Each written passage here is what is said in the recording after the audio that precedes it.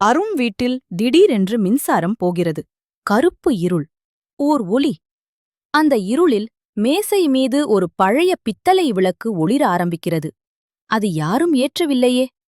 அருண் அருகே சென்றவுடன் விளக்கின் உள்ளே ஒரு மங்கலான குரல். நான் உன் நிழல். அருண் உறைந்து போகிறான். விளக்கு தானாக கதவை நோக்கி நகருகிறது. அது தரையில் உருளவோ நடந்ததோ தெரியவில்லை. கதவை திறந்தபோது சின்னச் சின்ன ஒளி கூழாங்கற்கள் தரையில் படர்ந்திருந்தது. யார் போட்டது? ஒளி கூழாங்கற்கள் அருணை வீட்டின் பின்புறம் உள்ள காட்டுப்பகுதிக்கு வழிநடத்துகிறது. அவன் பயத்தில் நடுங்குகிறான். அங்கே ஒரு பழைய கல்லறை. அதில் விளக்கு நின்று விடுகிறது. அருண் மூச்சு நின்று விடுகிறது. கல்லறை திடீரென்று குனுங்குகிறது. பின்புறத்தில் காலடி சத்தம். அருண் திரும்பி பார்த்தால் அவனுக்கே அப்படியே ஒத்த ஒரு நிழல் நின்றிருக்கிறது. அது சிரிக்கிறது. நான் உன் எதிர்காலம் என்று அந்த நிழல் சொல்கிறது. அருண் நம்ப முடியவில்லை. அப்போதே விளக்கு காற்றில் வெடிக்கிறது. இருளும் ஒளி திரும்ப வருகிறது.